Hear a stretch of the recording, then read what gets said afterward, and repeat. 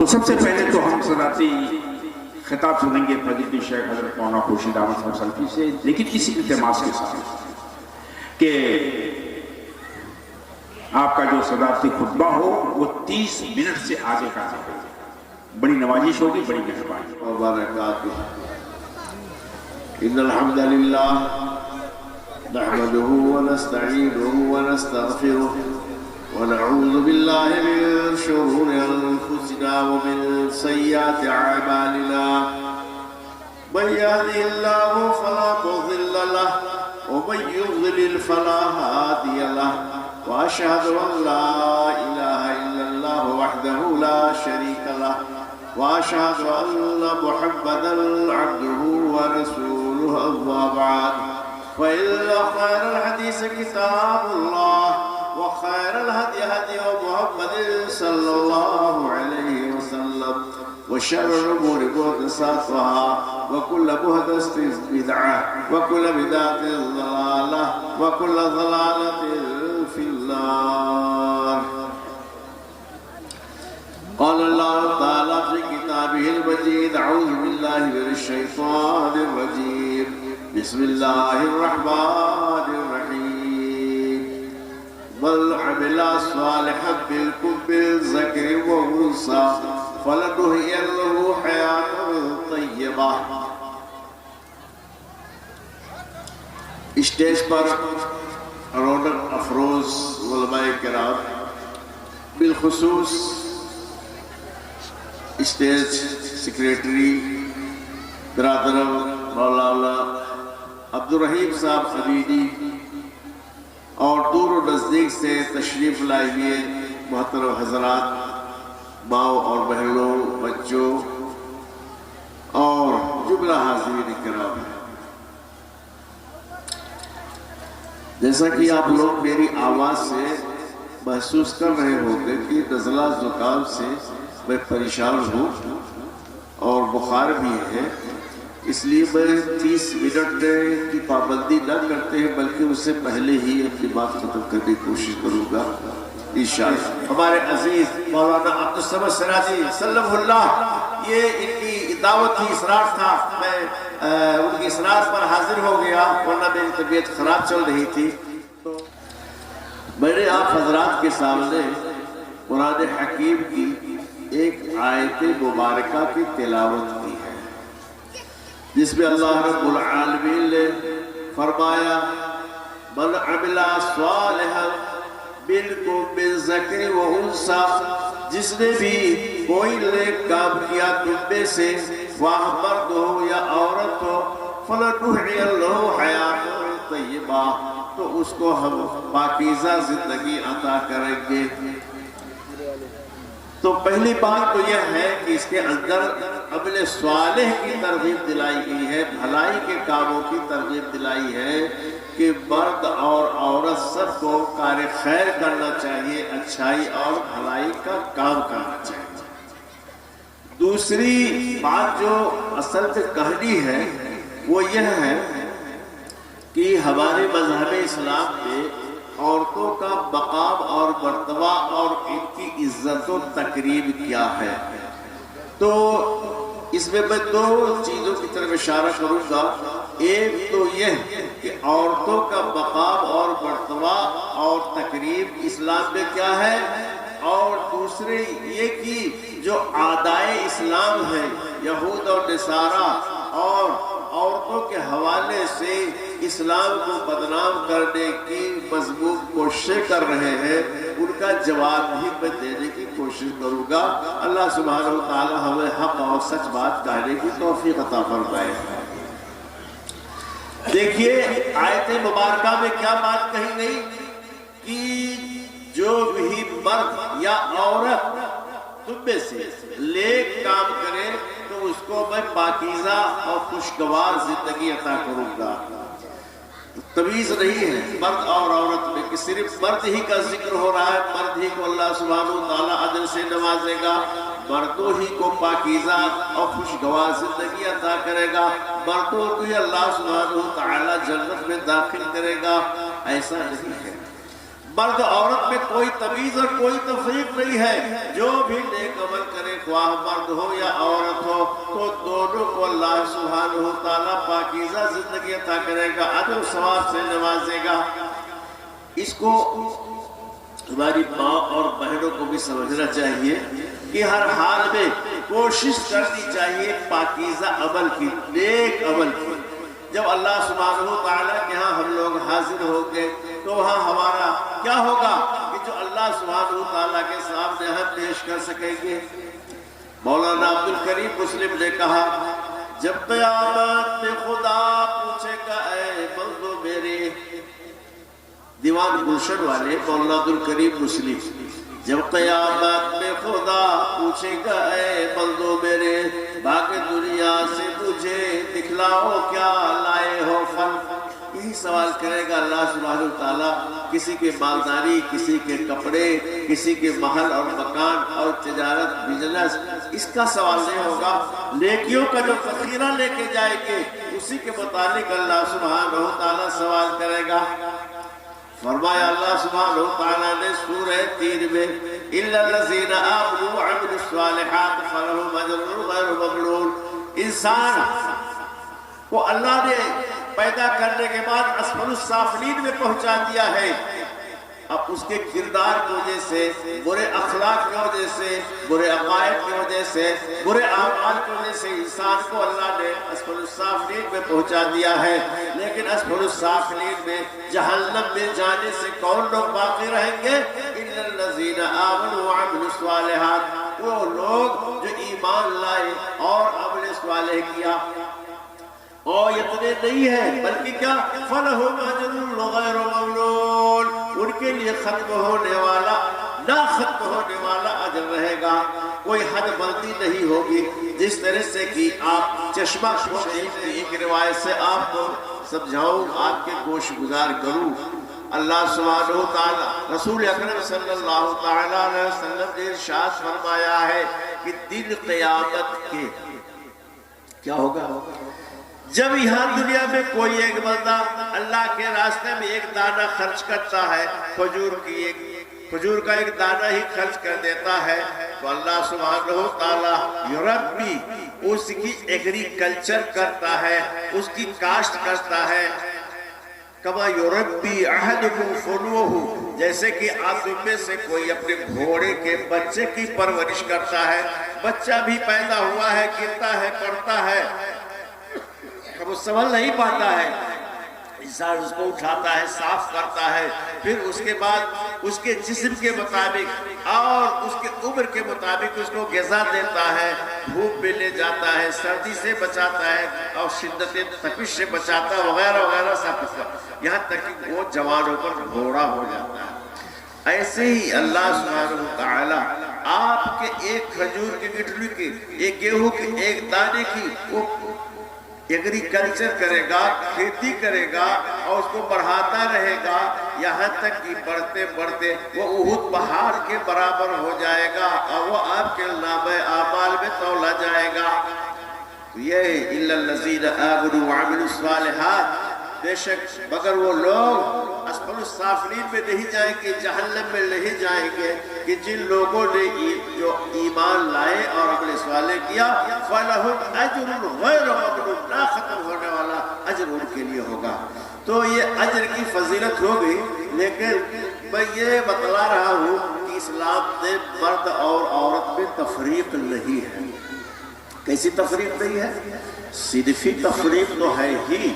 یہ تو ہر کوئی دیکھ رہا ہے کہ مرد کی ساخت مرد کی بناوٹ الگ ہے، عورت کی ساخت عورت کی بناوٹ الگ ہے.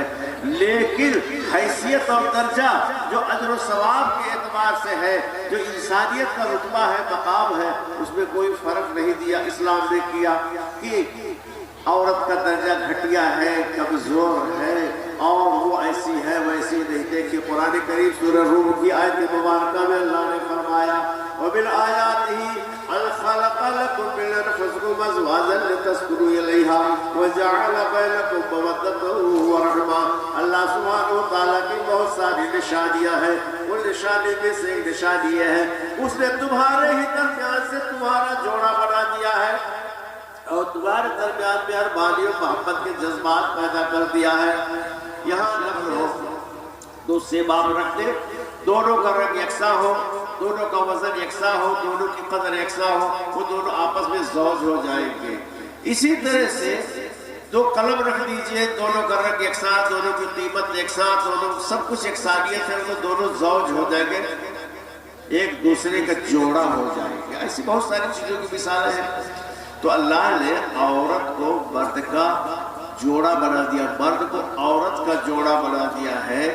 ایسا نہیں ہے کہ عورت خادمہ ہے، ایسا نہیں ہے کہ عورت بادی ہے، ایسا نہیں ہے کہ عورت لوڈی ہے، بلکہ عورت کا درجہ اسلام کے اندر بہت زیادہ بلند کیا اللہ سبحانہ وتعالیٰ نے فرمایا. اللہ سبحانہ وتعالیٰ نے کیا فرمایا کہ وَلَهُنَّ مِثْلُ الَّذِي عَلَيْهِنَّ، اور فرمایا وَعَاشِرُهُنَّ بِالْمَعْرُوفِ، ان کے ساتھ اچھی زندگی گزارو، بہترین زندگی گزارو، سماجی طور سے ان کے ساتھ بہترین میل جول رکھو.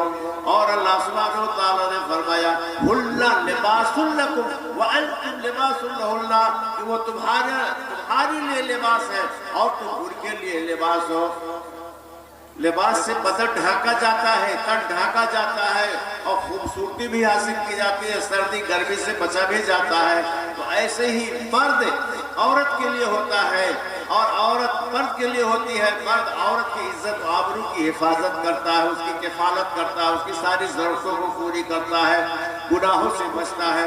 اور یہی حال عورت میں بھی ہوتا ہے کہ مرد اس کا لباس ہوتا ہے، مرد اس کا محافظ ہوتا ہے، نگراں ہوتا ہے، اس کی حفاظت کرتا ہے، نفقہ کا انتظام کرتا ہے، اور مرد کے ذریعے اس کے اوپر کوئی غلط نظر نہیں ڈال سکتا ہے، وہ اپنے تحفظ میں رکھتا ہے، پردے میں رکھتا ہے. تو یہ اللہ نے فرمایا کہ تم ان کے لیے لباس ہو، تمہارے لیے لباس ہے. یہ اسلام میں اللہ سبحانہ وتعالیٰ نے عورتوں کو درجہ عطا فرمایا ہے. دیکھیے اسلام ایک فطری مذہب ہے، اسلام فطری مذہب ہے، حقیقی ہے، اور یہ آسمان سے نازل ہوا اللہ کی طرف سے. اس میں کہیں کوئی ریب نہیں ہے، کوئی کجی نہیں ہے، کوئی کمی نہیں ہے. اور یہ اپنی صداقت کی وجہ سے، اپنے خوبیوں کی وجہ سے، اپنے فضائل کی وجہ سے دنیا میں پھیل گیا. اور آج دنیا کے اندر تقریباً 203 یا 4 ملک پائے جا رہے ہیں، لیکن کوئی ملک ایسا نہیں ہوگا کہ جہاں مسلمان نہ پائے جاتے ہو. 57 ملک تو ایسے ہیں جہاں اسلامی جھنڈا لہرا رہا ہے، مسلم ممالک ایسے ہیں، اور باقی دنیا میں اقلیت کی حیثیت سے ہے. اسلام اپنی صداقت و سچائیوں کی وجہ سے پھیل گیا ہے. اور آج بھی سب سے زیادہ پھیلنے والا مذہب اسلام ہے. یہی چیز یہودیوں کو، یہی چیز نصرانیوں کو یعنی کرسچین کو کھل رہی ہے، اور اسلام کے سامنے قدغن لگانے کی کوششیں کر رہے ہیں. تو کسی کا ہاتھ پکڑ کر نہیں روک رہے ہیں کہ تم اسلام نہ قبول کرو، تم اسلام کا مطالعہ نہ کرو، بلکہ ان لوگوں نے ایک سوچے سمجھے منصوبے کے تحت، ایک سازش کے تحت اسلام پر وار کرنا شروع کر دیا ہے، اور اسلام کے پر اتہامات اور الزام کے بوچھار کرنا شروع کر دیا ہے، جن میں سے کیا ہے؟ اسلام تشدد کا مذہب ہے، اسلام دہشت گردی کا مذہب ہے، اسلام بہت پسماندہ ہو چکا ہے، بہت فرسودہ ہو چکا ہے، دنیا بہت آگے بڑھ چکی ہے. یہ سب کہتے کہتے یہ بھی کہنے لگے ہیں کہ اسلام عورتوں کو ان کا حق نہیں دے رہا ہے، اسلام عورتوں کے جو حقوق ہے وہ نہیں ادا کر رہا ہے، اسلام عورتوں کو گھر میں بند رکھتا ہے، اسلام جو ہے عورتوں کو پابند کر دیا ہے، ان کے اوپر طلاق کی تلوار ہر دم لٹکتی رہتی ہے. اور اسی طرح سے خلا ہے، طلاق وغیرہ، یہ سارے مسائل ہیں تو جو اعتراضات کر رہے ہیں. میں یہ کہنا چاہوں گا، چونکہ مجھے بہت مختصر بولنا ہے، اس لیے میں چند ایک مثالیں آپ حضرات کے سامنے دینا چاہتا ہوں کہ اسلام میں جو عزت ہے، جو مقام دیا گیا، مرتبہ دیا گیا، یہ کسی اور مذہب میں آپ ڈھونڈ ڈالیں، کسی بھی کلچر میں ڈھونڈ ڈالیں، کسی بھی قانون میں ڈھونڈ ڈالیں، ہرگز نہیں پا سکتے ہیں. وہ کیا ہے؟ قرآن کریم کے اندر پوری ایک سورہ ہے، سورہ نساء کے نام سے ہے. اس کے اندر عورتوں کے مخصوص مسائل پر کثرت بیان کر دیے گئے ہیں. اور ایک سورہ نور ہے جس میں اللہ سبحانہ وتعالیٰ نے فرمایا سورۃ انزلناہا وفرضناہا وانزلنا فیہا آیات بینات، یہ سورت ہے جس کو ہم نے نازل کیا اور فرض کر دیا ہے، اس کے اندر کھلی کھلی آیتیں اور نشانیاں ہم نے نازل کر دیا ہے۔ والذین جاءوا بالافک عصبۃ منکم، اور تم میں سے جو لوگ تہمت لے کر آئے ہیں تمہارے درمیان سے ایک گروہ ہے، یہ جھوٹے لوگ ہیں، مکار لوگ ہیں۔ دیکھیے غور کیجئے، ایک خاتون کی برات آسمان سے نازل ہو رہی ہے، رسول اکرم صلی اللہ علیہ وسلم کی زوجہ مطہرہ، ہم سب کی ماں ام المومنین حضرت عائشہ صدیقہ رضی اللہ تعالی عنہا پر منافقین نے الزام لگا دیا زناکاری کا، بدکاری کا۔ اللہ کے رسول صلی اللہ علیہ وسلم فطری طور سے اس کے لیے پریشان ہوئے، ایک مہینہ تک اس کے لیے پریشان ہوئے، اور قرآن کریم میں آیت نازل ہو گئی، ان کی برات ظاہر کر دی گئی، والذین جاؤ بالافک عصبۃ منکم، اور حکم ہوا کہ لوگوں کو کوڑے لگائے جائیں، اور یہ ایسے لوگ ہیں ویسے لوگ ہیں۔ تو عرض کر رہا ہوں کہ کسی اور مذہب میں یہ درجہ ہے کہ عورت کے متعلق فیصلہ آسمان سے عرش ہو رہا ہو، ایسا کسی مذہب کے اندر نہیں ہے۔ اور دیکھیے ایک عورت خولہ ہے، خولہ کا ان کے شوہر سے کچھ بحث تکرار ہو گئی، اور شوہر نے قسم کھا لیا کہ تمہارے پاس نہیں آؤں گا۔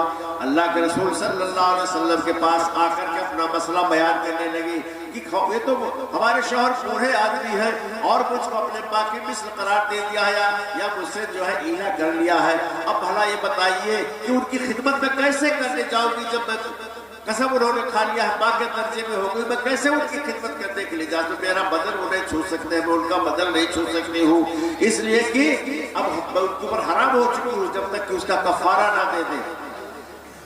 اللہ کے رسول صلی اللہ علیہ وسلم کو اس وقت تک اس کا کوئی حکم نہیں معلوم تھا۔ آپ خاموش رہے، کچھ دن بیتے تو اللہ سبحانہ وتعالیٰ نے آیت مبارکہ نازل کر دیا۔ کیا آیت کریمہ نازل کر دیا؟ قد سمع اللہ قول التی تجادلک فی زوجہا وتشتکی الی اللہ، اللہ سبحانہ وتعالیٰ نے سن لیا۔ اللہ سبحانہ وتعالیٰ وہ عورت جو آ کر کے آپ میں سے لڑ رہی ہے، جھگڑ رہی ہے اور آپ سے کلام کا گفتگو کر رہی ہے، اس مسئلے کو اللہ تعالیٰ نے سن لیا ہے، اور اس کا حکم یہ ہے کہ یہ کفارہ دے دے، تب جو ہے وہ اب شوہر بیوی دونوں ایک ہو جائیں گے۔ عرض یہ کر رہا ہوں کہ معمولی عورتوں کے متعلق فیصلے آسمان سے نازل ہو رہے ہیں، براہ راست ان کے مسئلے کا حل آسمان سے آ رہا ہے۔ یہ بلا بتائیے کس دین میں اور کس شریعت کے اندر ہے؟ کسی دین اور کسی شریعت میں ایسا حکم ہے؟ ہرگز نہیں، کسی کے ہاں یہ حکم نہیں پایا جا رہا ہے۔ میرے بھائیوں اور دوستوں، دیکھیے حضرت مریم علیہ السلام اور ان کے لڑکے عیسیٰ ابن مریم، قرآن میں جہاں کہیں بھی آیا عیسیٰ ابن مریم کر کے آیا ہے، باپ کی طرف ان کی نسبت کر دی گئی ہے، باپ کی طرف ان کی نسبت نہیں ہے، کیونکہ بغیر باپ کے وہ پیدا ہوئے تھے۔ اب یہودیوں نے حضرت مریم پر الزام عائد کر دیا کہ یہ تو زانیہ عورت ہے، یہ کہاں سے بچہ لے کے آئی ہے، الزام لگانے لگا۔ قرآن کریم نے اس الزام کو دھو دیا، صاف کر دیا کہ نہیں، یہ عیسیٰ روح اللہ ہے، اللہ کے پھوک سے ہے، یہ زنا کا بچہ نہیں ہے، اور ان کی طہارت و پاکیزگی بیان کر دی گئی۔ تو وہ لوگ جن کے اوپر یہودیوں نے الزام لگایا تھا اور جن کو غلط طریقے سے عیسائیوں نے لیا تھا، نصرانیوں نے لیا تھا، قرآن نے اس کو صاف کر دیا۔ اسی لیے قرآن کو مہیمن کہا گیا، تمام سچے مضامین کا یہ محافظ ہے اور یہ نگراں ہے۔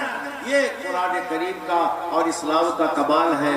عورتوں کے تعلق سے تو ایسے لوگ جو یہ الزام عائد کرتے ہیں کہ اسلام نے عورتوں کو درجہ نہیں دیا، اسلام کو نے عورتوں کو درجہ نہیں دیا، مرتبہ نہیں دیا، بھلا اس کی کچھ مثالیں تو پیش کریں کہ خالی وہ یہی کہیں کہ اسلام نے عورتوں کو درجہ نہیں دیا، ان کو عزت نہیں دیا، ان کی تکلیف نہیں کی، کچھ مثالیں کچھ پیش کریں، لیکن وہ اس سے عاجز اور اس سے قاصر ہیں۔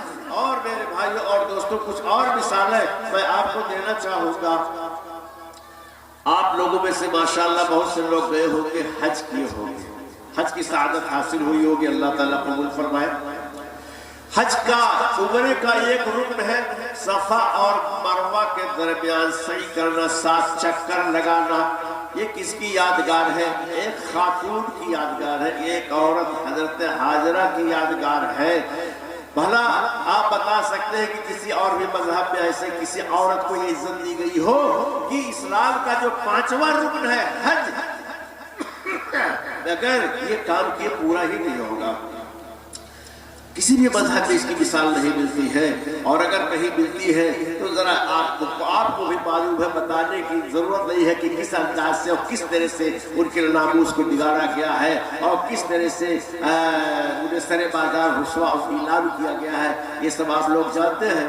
تو مجھے اس کی تفصیل نہیں عرض کرنی ہے، صرف اتنا عرض کر رہا ہوں کہ حج میں اور عمرہ میں صفا سے مروہ تک، مروہ سے صفا تک 7 چکر لگانا پڑتا ہے۔ حضرت حاجرہ نے پانی کی تلاش میں یہ 7 چکر لگایا تھا، اس عورت کی یادگار کے طور پر اس کو قیامت تک کے لیے مشروع کر دیا گیا۔ اس سے بڑی عورت کی تقریب اور عورت کی عزت افزائی اور کیا ہو سکتی ہے؟ ماں، بہن، بیٹی وغیرہ کی حیثیت سے جو درجہ خواتین کو دیا گیا ہے، میں اس کی بات نہیں کروں گا۔ اب ایک بات یہ عرض کرنا چاہتا ہوں، وہ مذہبی نقطۂ نظر سے آپ لوگ اس کو نہ لیں گے، بلکہ میں ہندوستان کے اپنے یہاں کے تناظر میں اس کو کہنا چاہوں گا۔ یہ تاج محل کیا ہے؟ یہ خاتون کے ساتھ بادشاہ کی محبت کی یادگار ہے۔ لوگ کہتے ہیں کہ بادشاہ شاہ جہاں نے اپنے بیوی ممتاز محل کی یادگار میں تعبیر کیا، بہت کچھ کہتے ہیں، یقیناً اس کو محبت تھی، تو کیا اپنی بیوی سے محبت کرنا کوئی گناہ ہے یا کوئی عیب ہے؟ اپنی بیوی سے محبت کرنا کوئی عیب ہے، کوئی گناہ ہے نہیں۔ ہم تو دوسرے لوگوں کو دیکھ رہے ہیں، صدور کو دیکھ رہے ہیں، وزرائے اعظم کو دیکھ رہے ہیں، کیا کیا ان کو الزام لگ رہے ہیں بدکاری کی، ہوس پرستی کی، لیکن ایک بادشاہ نے اگر اپنی بیوی کی یادگار میں بنوا دیا تو اس میں آپ کو درد کیوں پیٹ میں آپ کے اٹھ رہا ہے؟ اور اس ناحیے سے کیوں نہیں سوچ رہے ہیں کہ ایک عورت کو ایک بادشاہ نے اتنا بڑا درجہ دیا، اتنا بڑا مرتبہ دیا کہ اس کی یادگار کے لیے تاج محل بنوا دیا۔ دنیا کے 7 عجائبات میں سے وہ ہے، اور ہندوستان کے آمدنی کا بہت بڑا ذریعہ ہے۔ دنیا سے ہزاروں لاکھوں، اللہ بہتر جانے کتنی بڑی تعداد میں زائرین وہاں آتے ہیں اور اس کو دیکھتے ہیں، اور فن خطاطی کو دیکھتے ہیں، محبت کو دیکھتے ہیں، یہ ساری چیزیں ہیں۔ تو یہ کہنا کہ اسلام نے عورتوں کی توہین کیا، تذلیل کیا، یہ بہت ہی بےہودہ اور گھٹیا بات ہے، اور باقی رہ گئی خلا اور طلاق کی بات۔ تو اب اگر اس پر گفتگو کروں گا تو ذرا بات لمبی ہو جائے گی، اس لیے میں یہی ختم کروں گا۔ میں اپنی ماؤں سے، بہنوں سے، بیٹیوں سے اور آپ سارے حاضرین سے کہنا چاہتا ہوں کہ اس ناحیے سے ریاض الجنہ میں مرد جا کر کے وہاں نمازیں پڑھتے ہیں۔ ایک حصہ ہمارے حجاج کرام جانتے ہیں کہ ایک حصہ مسجد نبی کا ہے جو اللہ کے رسول صلی اللہ علیہ وسلم کے گھر سے اور حضرت عائشہ صدیقہ کا جو روم تھا، جو حجرہ تھا، وہاں سے لے کر کے اور آپ کے ممبر تک کے درمیان والے حصے کو آپ نے فرمایا روضۃ من ریاض الجنہ، یہ جنت کے باغیچوں میں سے ایک باغیچہ ہے۔ تو جس طرح سے مرد اس باغیچے میں جا کر کے نماز 2 رکعت پڑھتے ہیں، اسی طرح سے عورتوں کو بھی موقع دیا جاتا ہے، وہ بھی جا کر کے وہاں نمازیں پڑھتی ہے۔ جس طرح سے مرد جا کر اللہ کے رسول صلی اللہ علیہ وسلم کے روضے کی زیارت کرتی ہے، سلام پڑھتی ہے، خواتین بھی جا کر کے سلام پڑھتی ہے۔ میں پوچھنا چاہوں گا اسلام کے دشمنوں سے، میں پوچھنا چاہتا ہوں معترضین سے کہ اس کی مثالیں وہ اپنے یہاں سے پیش کر دے کہ عورتوں کو اگر اس طرح سے کوئی مقام اور مرتبہ دیا گیا ہو تو کچھ مثالیں وہ بیان کر دے۔ ہرگز نہیں بیان کرنا، ذلیل و رسوا ہو جائیں گے۔ تو مردوں سے بھی کہوں گا، عورتوں سے بھی، کہ ہمیں اپنے اسلام پر، مسلمان ہونے پر اور دینی احکام پر فخر ہونا چاہیے، اس لیے کہ وہ اللہ کا بنایا ہوا، اللہ کا نازل کیا ہوا ہے، سب کچھ اسی کا ہے۔ یہ دین فطرت ہے، اس میں کوئی کجی نہیں ہے، کوئی کمی نہیں ہے۔ اللہ سبحانہ وتعالی سے دعا ہے کہ ہم سب کی حاضری کو قبول فرما لے، ہمارے جتنے بھی لوگ اس بزم میں شریک ہیں یا جو بھی نہیں آئے ہیں، اللہ سبحانہ وتعالی تمام کلمہ گو لوگوں کی مغفرت فرما دے، اور جو لوگ دنیا سے جا چکے ہیں اللہ العالمین کی قبروں کو دور سے بھر دے، جو لوگ بے راہرو ہیں، موجود ہیں لیکن بے راہرو ہیں، الہ العالمین تو ان سب کو راہ راست پر لیا ہدایت دے دے۔ الہ العالمین اس اجلاس کو برپا کرنے والوں کو تو ہر طرح سے خیر و برکت سے نواز دے، سارے لوگوں کے دلوں میں اخلاص و للہیت پیدا فرما دے۔ جن لوگوں نے اس اجلاس کو کرنے میں دامے دل میں قدمے سکنے کوئی بھی تعاون کیا ہے، سب کے اعمال کو قبول فرما، سب کو خیر و برکت سے نواز دے۔ ہمارے عزیز مولانا عبدالصمد سراجی سلم اللہ، یہ ان کی دعوت تھی، اصرار تھا، میں ان کی اصرار پر حاضر ہو گیا، ورنہ میری طبیعت خراب چل رہی تھی تو میں آنے کی پوزیشن میں نہیں تھا، اس لیے میں یہ چند باتیں آپ حضرات کے سامنے عرض کر کے بات ختم کرتا ہوں۔ وآخر دعوانا الحمدللہ رب العالمین، والسلام علیکم ورحمۃ اللہ وبرکاتہ۔